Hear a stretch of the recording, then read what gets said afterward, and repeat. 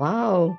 That's fascinating. And I can truthfully say that you are the first person that I have interviewed that has really talked about developing products like that, developing the supplement. I wrote down FDA approval because I was curious about that process. I don't even begin to know what that looks like. How did that work for you the first time that you were taking something? Isn't that fascinating? Sorry, I didn't mean to jump in on you there because there was a reason that I asked that.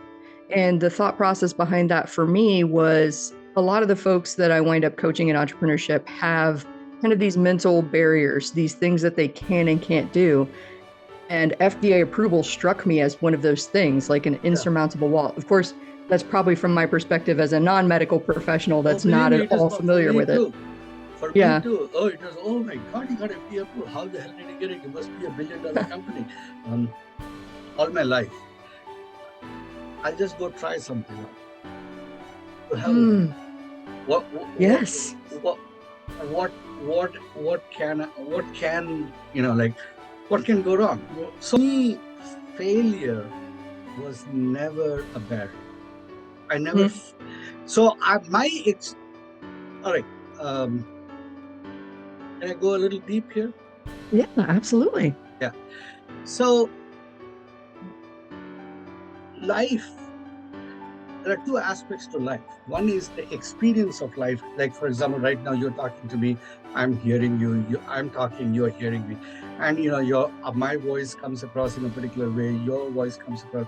So that's the experience of life. And the other is my commentary about that experience, that narrative that's going on in my head, giving, classifying the experience, giving it a category, giving it a comparison with something else in the past of my life, or Hmm.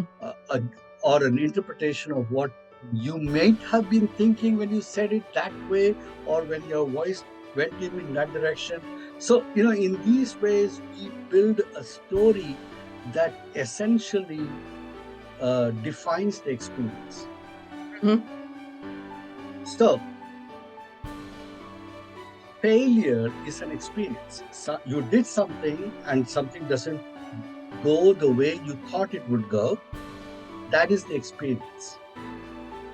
But the narrative of failure is what determines whether you will subject yourself to it again,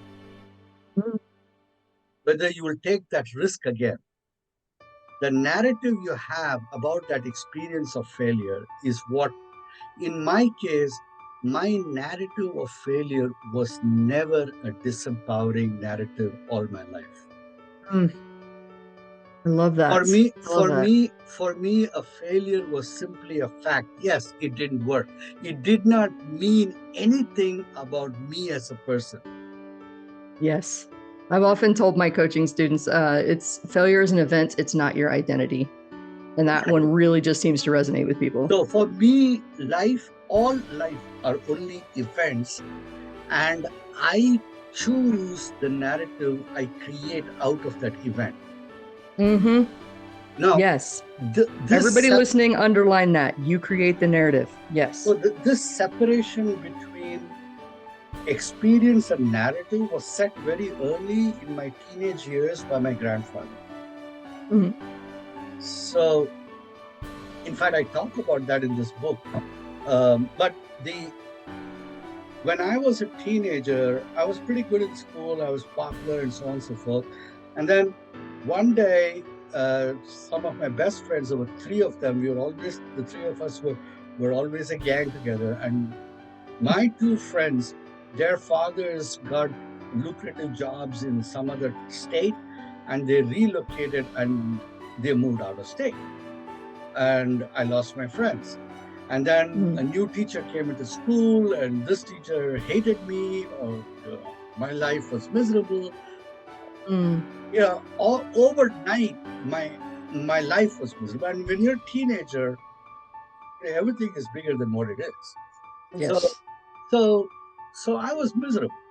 So in the middle of this, my grandfather visited me, and so after dinner, he said, "I'm going to go for a walk. Ravi, you want to accompany me?" I said, "Yeah."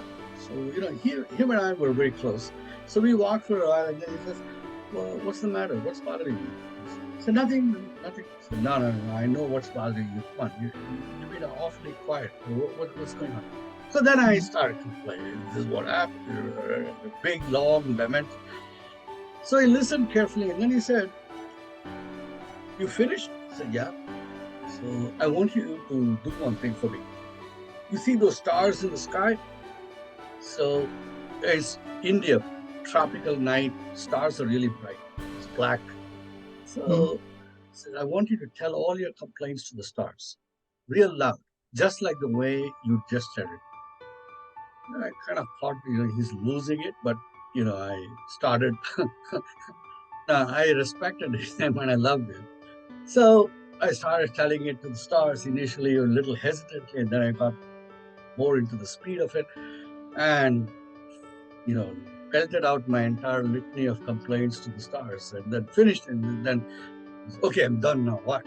You know, Mhm. I want you to look at those stars and tell me what they're doing with your complaints. Mhm. What do you mean what they're doing? They're going to do anything. Nobody cares. The universe doesn't care. You see now the benign indifference with which the universe regards your complaints. So then I'm shocked. And he said, Mhm. Ravi, when the sun shines and when the rain falls, the sun is not shining to make the flowers bloom or the trees grow, and it is not shining to cause drought and famine. And when the rain falls, it's not falling to water the grass, and it is not falling to cause floods, death, and devastation. All that the sun is doing is shining, and all that the rain is doing is falling. Mhm. It's we who make a story out of it. Wow. Then he said, when it is you who makes the story, why do you make miserable stories? Ah, delivered with the grace of the elderly. Just right in the So face. I I never forgot that. I make the story.